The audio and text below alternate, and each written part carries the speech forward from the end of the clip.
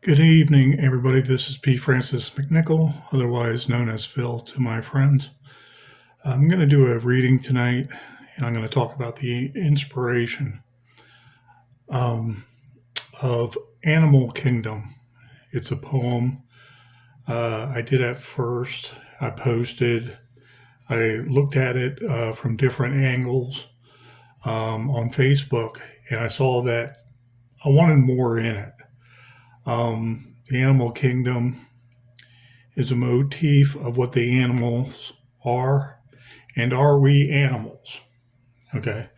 As a Christian, I philosophize and I think of different ways to put spins on things. And sometimes I don't go into biblical verse, I go into common themes that everybody discusses or everybody is aware of, or in simple layman terms.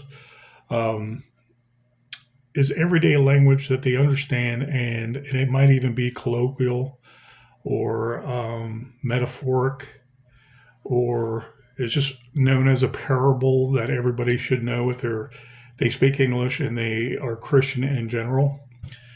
And I don't get into the Bible so much because I've read the Bible much in my lifetime. And I don't sit there and dissect it. I enjoy it for its literature presence, its artistic presence. Um, and I don't get into the proselytizing to individuals where there's a point, it always turns out negative. There's someone that always says, blah, blah, blah, blah, blah, this is a real meaning. And I can give credence to that because I am not there to sit there and debate the Bible. I love the philosophy and how man interprets it and brings it into their heart as a beautiful um, prose, so to speak, a beautiful poem. And there's many things I love about the Bible. Uh, the Lot, the Jobs of the world. I love Genesis in particular, and how it starts out very verbose, very. The vernacular is easy to understand, but someone to sit there and think about that and think of the names, think of the times, and think of allegories and metaphors for a certain location and a certain events and times in particular. The times are not anything specific. If you want to be exact about it, scholars will look at history and different words and different cues and figure out when were those words and the actual meaning in vogue. Some words might have multiple meanings, so there's debate about things, so on and so forth. I am not about that. I am not a theologian, so to speak. And I loathe theocracy as much as I loathe communism. Anything that brings down the individual man and woman and professes basically the end times. I'm not for, but I'm not necessarily against either because I don't know. There could be different interpretations of what the end times may look like philosophically, biblically. Um, and that part of theology I am not into. I am into poetic verse. I am into stuff that inspires my heart, which is what I deem, what I see as the truth because my heart is touched by it. And if you ever had an epiphany or had one of those occurrences I spoke of before in some videos, personal occurrences with me where I'm told to do something and I hear nothing. I hear it in my mind's eye and it's resonating, but it's not auditory. Okay. And it's Jesus. My belief is it was actual Jesus. And I go do something and then I see the fruits of what I was told to do afterwards. And I'm just in awe. I'm just dumbfounded is not even the word. I'm just spectacularly in awe, like that epiphany occurring. And so when I wrote Animal Kingdom, I was thinking of the motif. Are we animals? We're in God's image, but a lot of people think evolution is how we came to be. Do you think God didn't think that out? That maybe we can evolve also better, smarter, more intelligent, and then we still have to navigate those minefields, those pitfalls, that sin, because we outthink ourselves. Why can't you have a little bit of both? In the end, we will all be judged, even if it is just ourselves, for failing, because we're just made that way to try to do the best we can, and it's never good enough because we are not perfect beings. And so I like that animal kingdom motif or debate or whatever discussion, okay, that argument philosophically, theologically, any way you look at it, we rule over animals.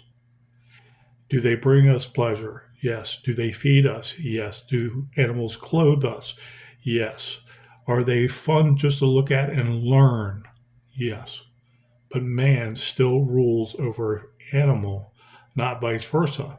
Where a lot of people get bent out of shape is this green theology. This green theology is to control man, not save the planet.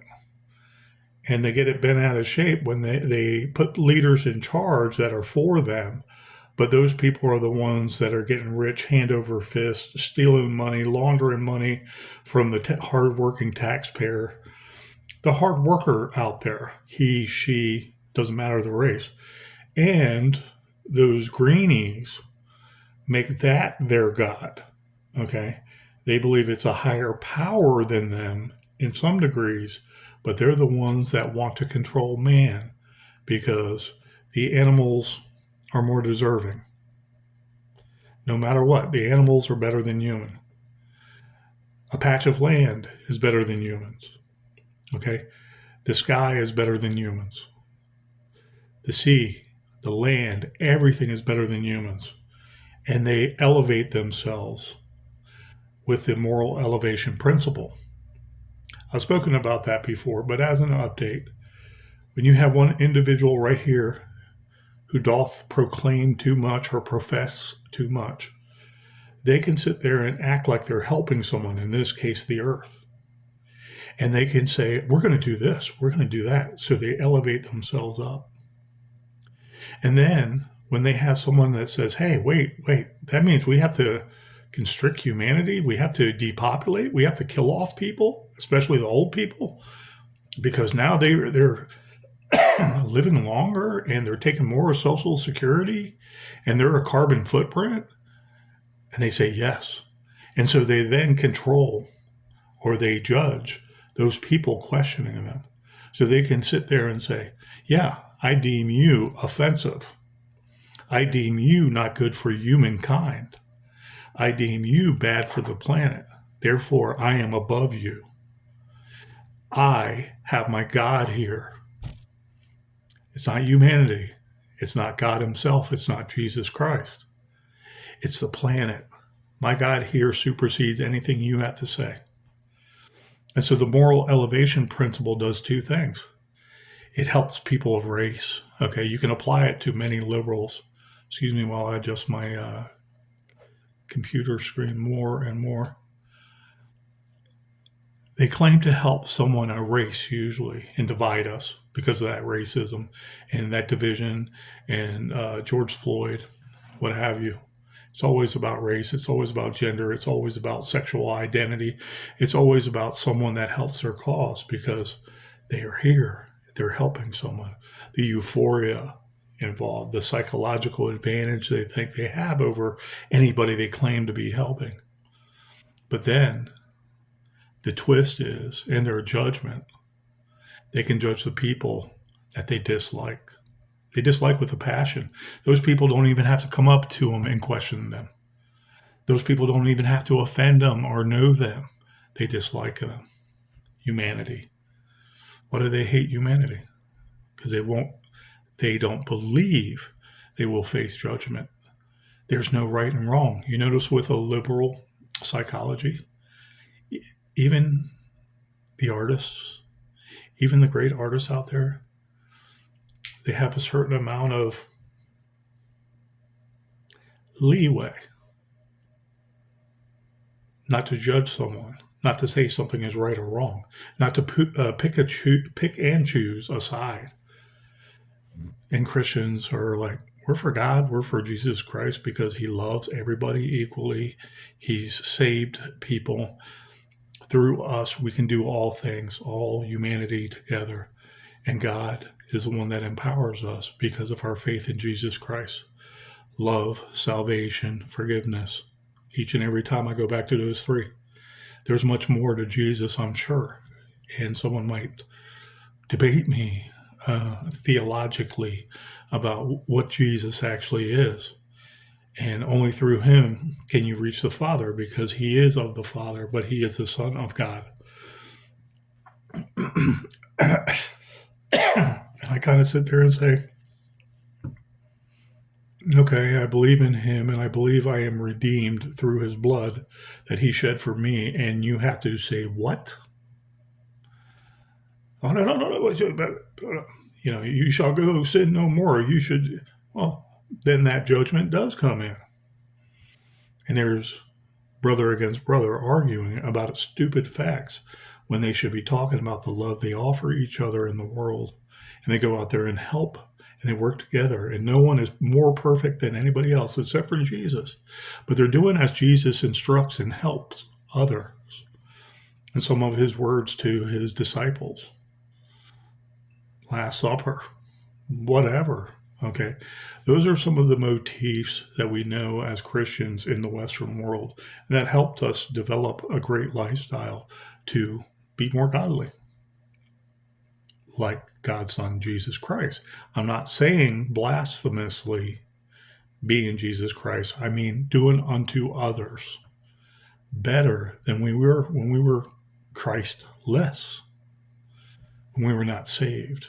Our souls were not saved. They were so poisoned by the world that we were not saved. We had to be reborn again in Jesus Christ. So there's motifs out there. I think of the animal kingdom. Beautiful. I don't think I could ever have a tiger for a pet or a lion or even a gaboon viper or a coyote or a freaking hyena or any other snake because I just don't want to kill them accidentally. I don't want to use them as a food source because I'm a prepper in case all hell breaks loose. Another COVID occurs, an EMP goes off, a nuclear war. Heaven forbid, if we don't have any food, we may eat our pets like the Venezuelans and the Haitians in Ohio somewhere, some rinky-dink town. Of 20,000 people, that is now like 80,000 people. Anyways, I digress. That kind of motif is in our psyche. It's in our, I want to say, public light, our public limelight, our life. And God we trust is on the dollar bill. So are we animals? No. So I did a poem expressing that the first person narrator of the poem is saying, I'm the animal, I am this, I am that, I am nature.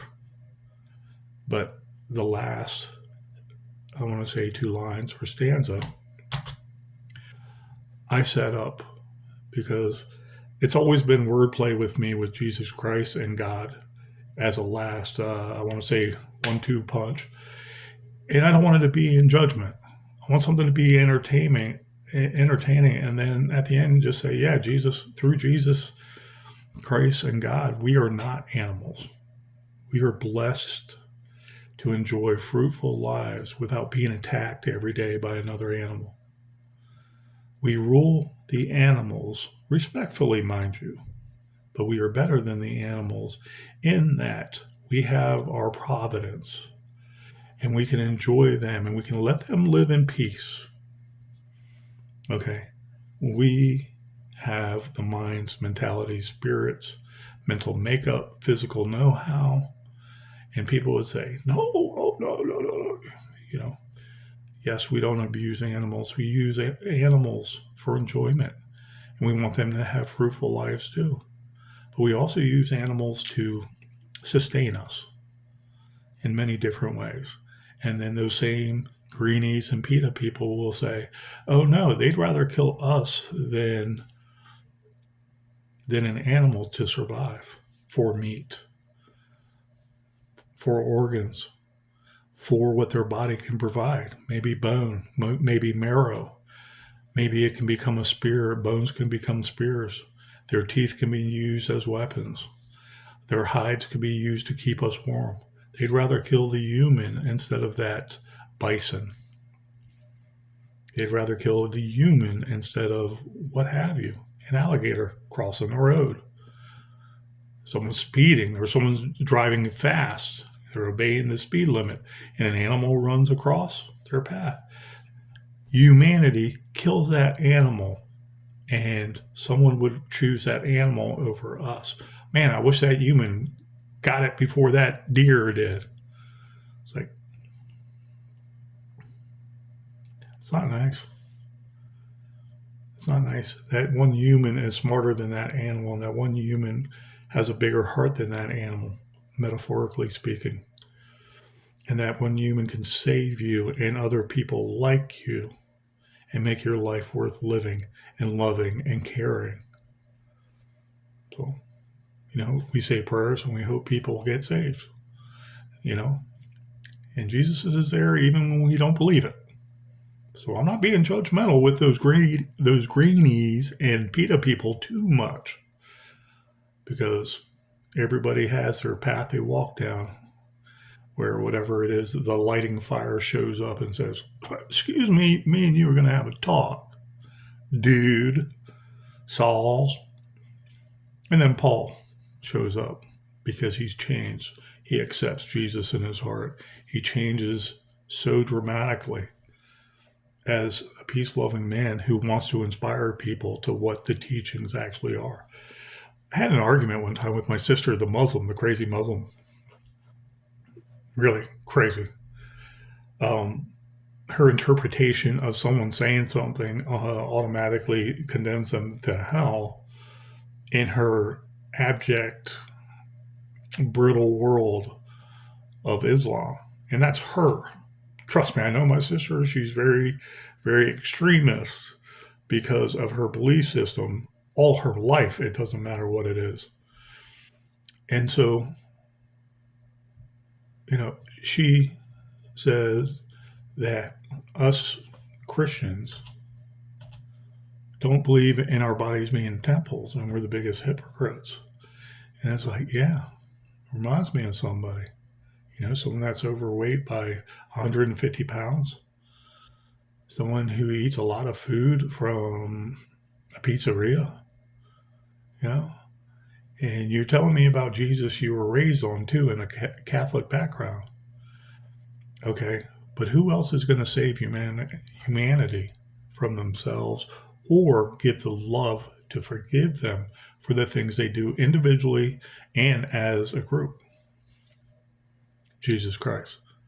I'm sorry I sinned, and I'm not trying to sin anymore, and I'm trying to be a more perfect person, being born again, being saved, feeling loved, forgiven, and knowing that Jesus Christ is my salvation.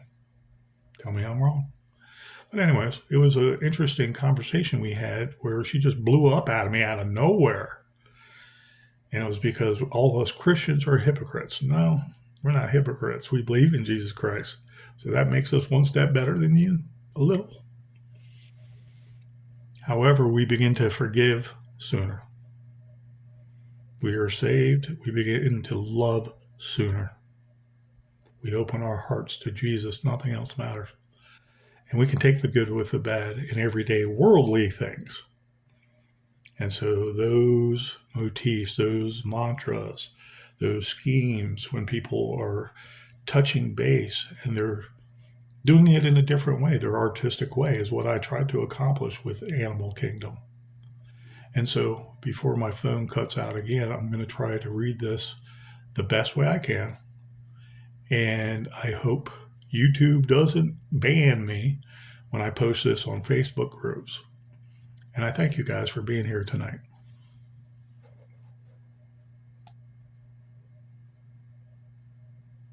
There's some movement with the screen up and down. Animal Kingdom by P. Francis McNichol. I am a bumblebee missing a sting, a tethered tulip, my root anchored, tying. I am waves on the ocean lapping ashore, or maybe a diamond, battered to ore. Mankind jealous, heatedly tenuous. When I fly, angels perch, envious.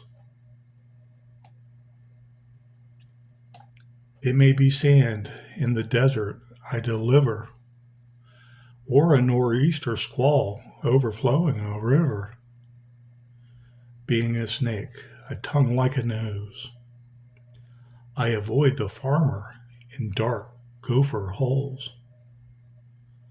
Swimming like a shark or a docile fish, my star may shoot a final last wish.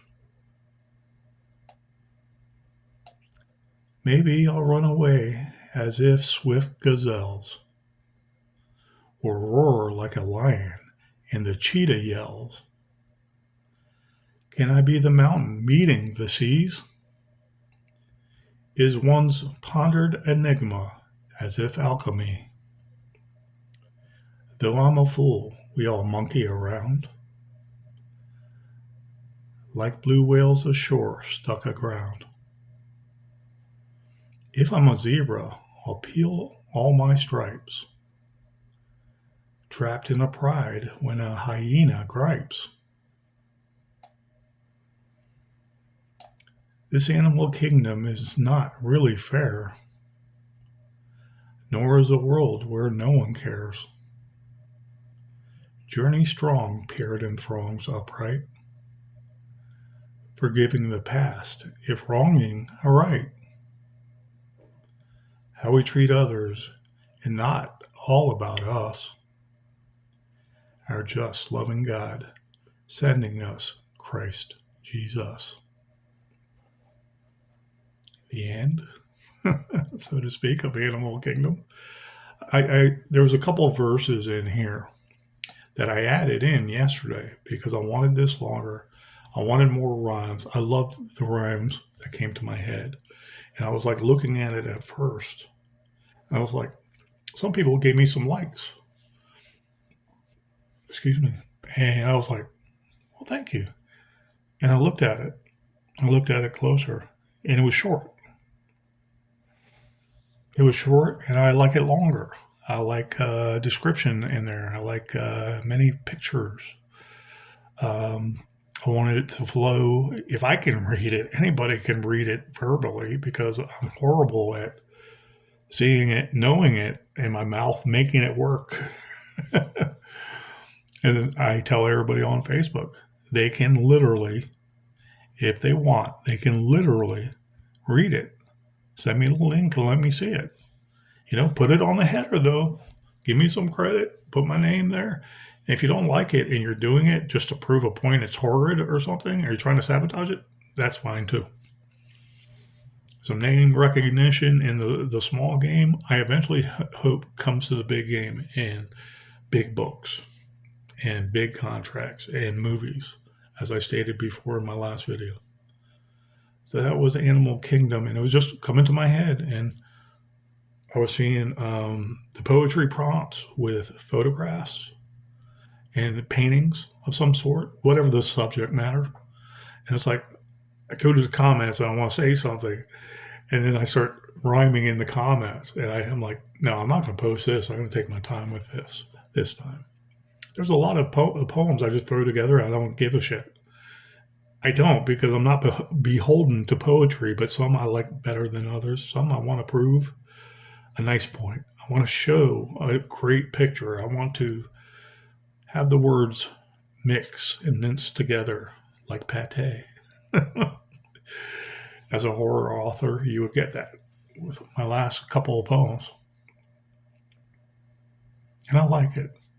And I can't strive enough not being judgmental with the moral elevation principle I developed over 10 years ago, psychologically speaking, because some of my hodgepodge on the YouTube is psychological in nature. People don't want to hear it. It's like the moral elevation principle. Liberals suffer it. They suffer it constantly because they're always projecting they're helping someone while they're simultaneously judging someone. And that elevates them like they're their own God. Very few could say that they're Christians. Why is that? It's obvious because they don't want to say that they're wrong with right and wrong, morality, morals, mores, perfect behavior, nice behavior, good behavior, right and wrong harms them in their heart because they, at one time when they were younger, I know it, they at one time feared judging someone, if not more than themselves being punished and judged. It's not always about being abused when you were younger. They were like, ooh, something in their psychological makeup says to them they can't judge someone because they want to be better than someone else. And so they will act like judgment does not occur. No one ever did wrong. Okay? Right is over here. Wrong is over here. Judgment is nowhere to be found.